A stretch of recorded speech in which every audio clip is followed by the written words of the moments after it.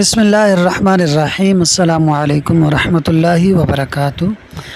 آج کے سبق میں ہم لفظ عام کی تعریف اور اس کی دو اقسام کے بارے میں پڑھیں گے۔ عام کی تعریف ہم پہلے پڑھ چکے ہیں، مگر اس کی دوبارہ دہرائی کر لیتے ہیں۔ عام ہر اس لفظ کو کہتے ہیں جو افراد کی ایک جماعت کو شامل ہو، چاہے لفظی طور پر ہو یا معنوی طور پر۔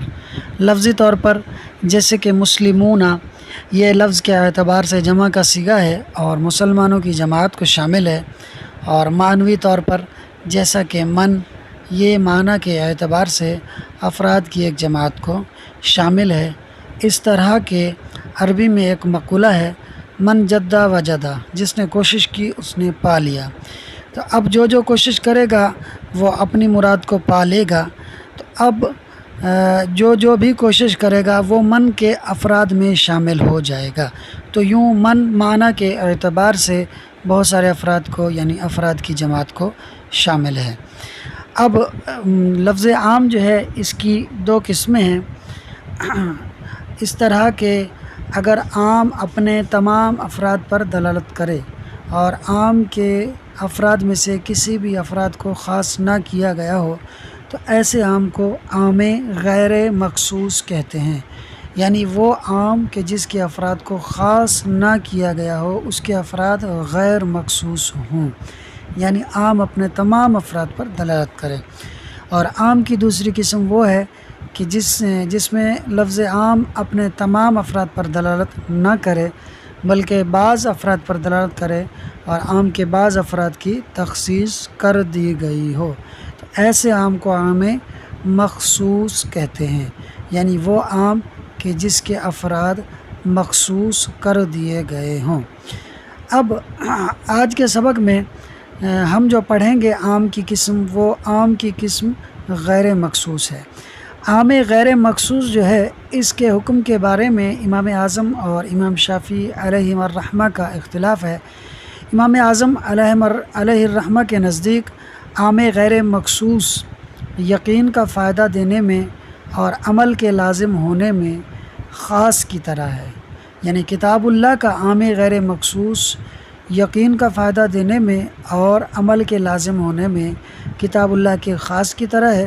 جبکہ امام شافعی علیہ الرحمہ فرماتے ہیں کہ کتاب اللہ کا جو لفظ عام ہے یہ یقین کا فائدہ نہیں دیتا بلکہ یہ ظن کا فائدہ دیتا ہے اور اس سے عمل لازم ہو جاتا ہے۔ یعنی امام شافعی علیہ الرحمہ کے نزدیک کتاب اللہ کا عام خبر واحد اور قیاس کی طرح ظن کا فائدہ دیتا ہے، ہاں اس سے عمل لازم ہو جاتا ہے۔ امام شافعی علیہ الرحمہ اپنے اس موقف کی دلیل دیتے ہوئے یہ فرماتے ہیں کہ دیکھیے، لفظ عام جو ہے یہ بہت سارے افراد کے لیے وضع کیا جاتا ہے، یعنی افراد کی ایک جماعت کے لیے وضع کیا جاتا ہے، اور ان افراد میں تخصیص کا احتمال رہتا ہے۔ تو جس لفظ کے معنی میں تخصیص کا احتمال ہو، وہ لفظ اپنے معنی میں یقین کا فائدہ نہیں دیتا، اس لیے وہ کہتے ہیں کہ کتاب اللہ کا جو عام ہے یہ ظن کا فائدہ دیتا ہے۔ جبکہ اس کے مقابلے میں امام اعظم علیہ الرحمہ فرماتے ہیں کہ دیکھیے، کسی لفظ کو جب کسی معنی کے لیے وضع کیا جاتا ہے تو وہ لفظ اس معنی میں قطعی اور یقینی طور پر دلالت کرتا ہے۔ اب لفظ عام ہے، جب اسے وضع ہی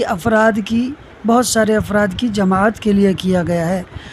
اب اگر یہ اپنے تمام افراد پر، یعنی افراد کی جماعت پر قطعیت کے ساتھ اور یقین کے ساتھ دلالت نہیں کرے گا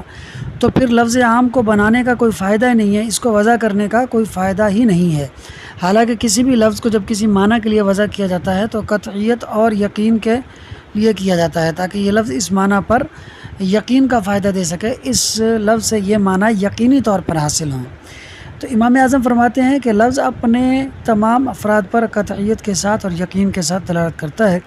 لہٰذا کتاب اللہ کا جو عام ہے وہ اپنے تمام افراد کو شامل ہوگا اور حکم میں کتاب اللہ کے خاص کی طرح ہوگا۔ رہی امام شافعی علیہ الرحمہ کی دلیل کہ بھئی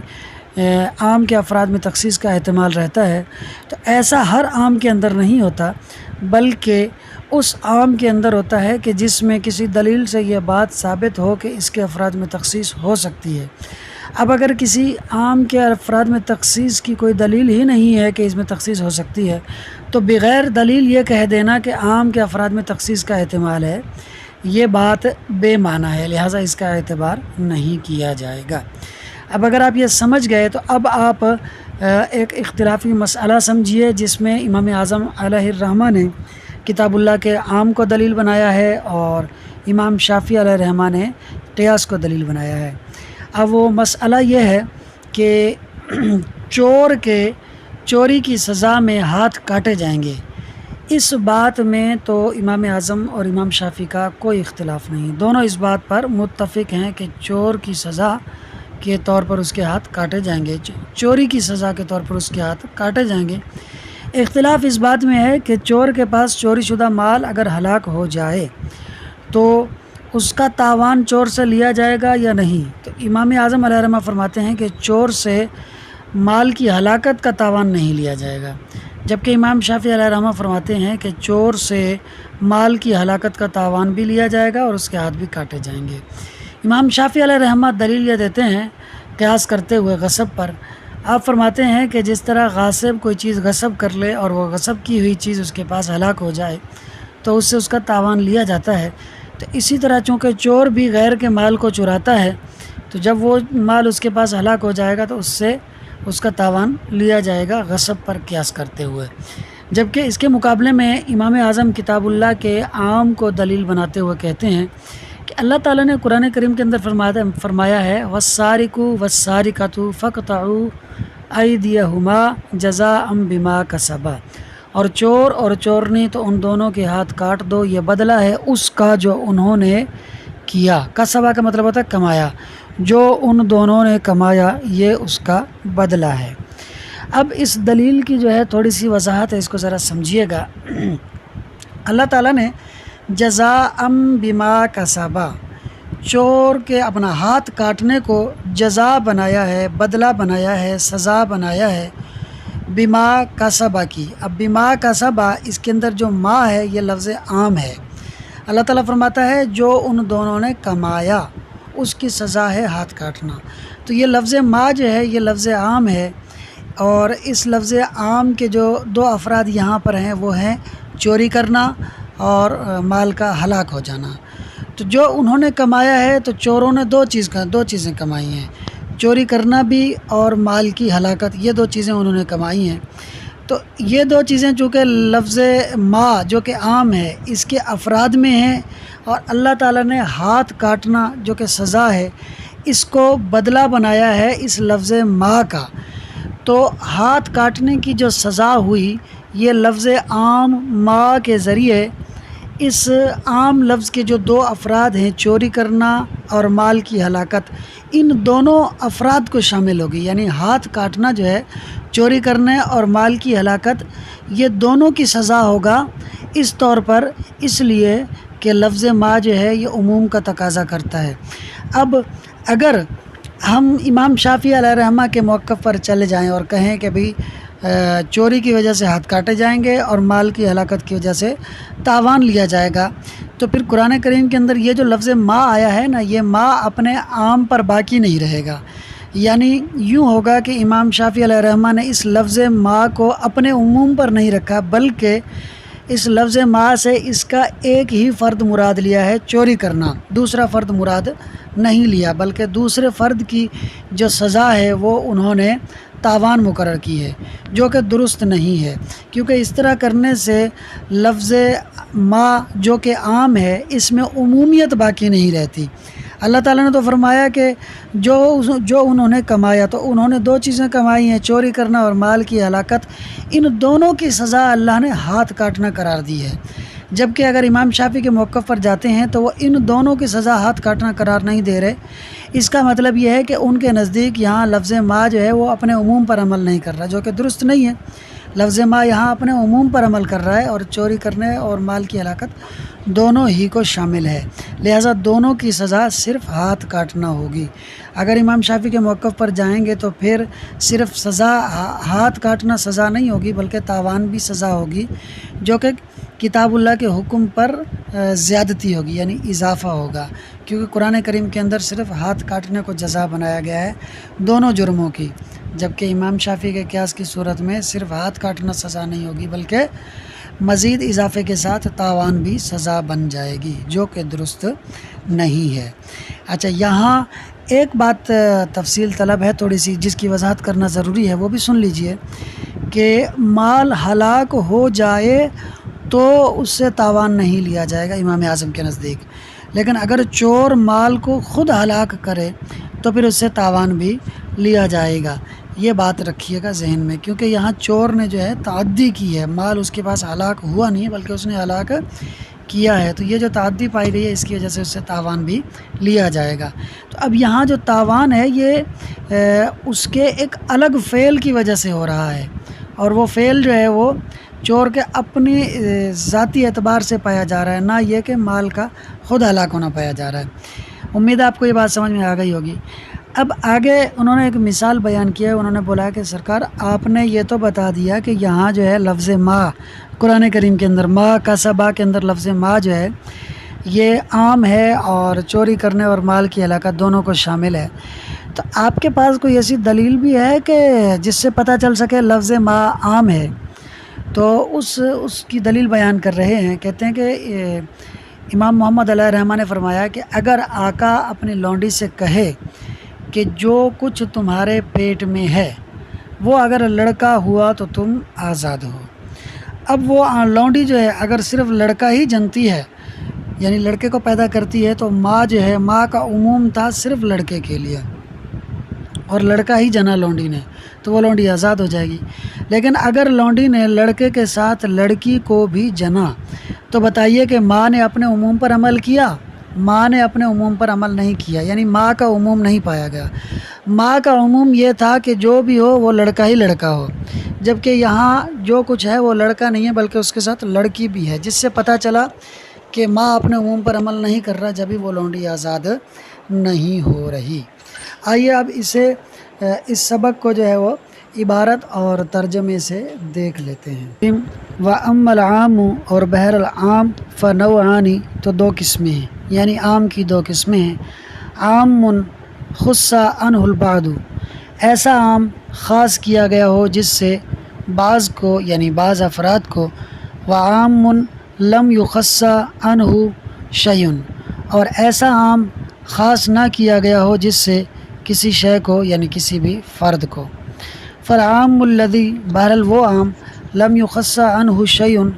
کہ جس سے خاص نہ کیا گیا ہو کسی شے کو، یعنی کسی فرد کو، فهو بمنزلۃ الخاص،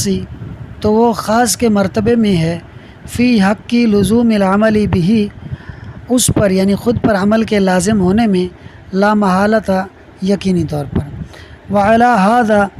اور اسی اصول پر کہ عام غیر مخصوص جو ہے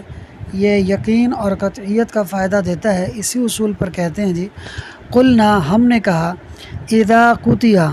جب کاٹ دیے گئے یا کاٹ دیے جائیں، ید السارق، چور کے ہاتھ، بعد اس کے کہ ہلک المسروق عندہ، ہلاک ہو گئی مسروق اس کے پاس، مسروق معنی چوری شدہ مال، ہلاک ہو گیا چوری شدہ مال اس کے پاس، لا یجب علیہ الضمان، واجب نہیں ہوگا اس پر ضمان۔ کیوں واجب نہیں ہوگا؟ وجہ بتا رہے ہیں، لأن القطع، اس لیے کہ ہاتھ کا کاٹ دینا، جزاء جمیع ما اکتسبہ السارق، بدلہ ہے اس تمام کا جو کمایا ہے چور نے، یعنی بدلہ ہے اس تمام کا جس کو کمایا ہے چور نے۔ فإن، کیونکہ کلمۃ ما کا کلمہ عامۃ، عام ہے، یتناول، شامل ہے، جمیع، اس تمام کو، ما وجدہ، جو پایا گیا ہے، من السارق، چور کی جانب سے۔ وبتقدیر ایجاب الزمانی، اور زمان کو ثابت کرنے کی، واجب کرنے کی صورت میں، یکون الجزاء، ہوگی سزا، هو المجموع، وہ مجموعہ، یعنی جو سزا ہوگی وہ مجموعہ ہوگی، ہاتھ کاٹنے اور تاوان کے دونوں کا مجموعہ ہوگی۔ ولا یترک العمل به، اور ترک نہیں کیا جائے گا اس پر عمل کو، یعنی ما کا جو عموم ہے اس پر عمل کو ترک نہیں کیا جائے گا، بالقیاسی علی الغصبی، غصب پر قیاس کرتے ہوئے۔ اب یہ بالقیاسی علی الغصبی، یہاں سے یہ امام شافعی علیہ الرحمہ کی دلیل بھی بتا رہے ہیں، اور دلیل کے ضمن میں ان کا موقف بھی بتا رہے ہیں کہ ان کا موقف کیا ہے کہ ہلاک شدہ مال کا تاوان ہوگا اور چوری کی سزا ہاتھ کاٹنا ہوگی۔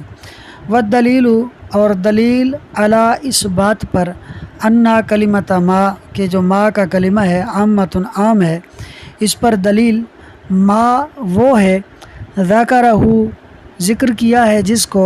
محمد رحمہ اللہ، امام محمد علیہ الرحمہ نے۔ اب وہ کیا مسئلہ ہے یا کیا دلیل ہے جو ذکر کی ہے امام محمد نے، جس سے پتہ چلتا ہے کہ لفظ ما عام ہے؟ وہ دلیل یہ ہے جی، اذا قال المولا، جب کہے آقا، لجاریتہ، اپنی لونڈی سے، ان کانا اگر ہو، ما جو کچھ بھی، فی بطنی کا تیرے پیٹ میں، فی بطنی کی، یہ کہا نہیں ہے کہ یہ ذہن میں رکھیے گا، ان کانا ما فی بطنی کی، اگر ہو جو کچھ تیرے پیٹ میں، غلامن لڑکا، یعنی جو کچھ تیرے پیٹ میں ہے اگر وہ لڑکا ہو، فانتی حرتن، تو آزاد ہے، فولدت غلاما وجاریتن، تو پیدا کیا یا جنا اس نے، کس نے؟ لونڈی نے، غلامن ایک لڑکے کو، وجاریتن اور لڑکی کو، لا تعتقو، تو وہ آزاد نہیں کی جائے گی۔ امید ہے آپ کو یہاں تک عبارت ترجمہ اور جو اس کی تقریر ہے وہ سمجھ آ گئی ہوگی۔ باقی انشاءاللہ عز و جل ہم اگلی ویڈیو میں جانیں گے۔ تب تک کے لیے اللہ حافظ۔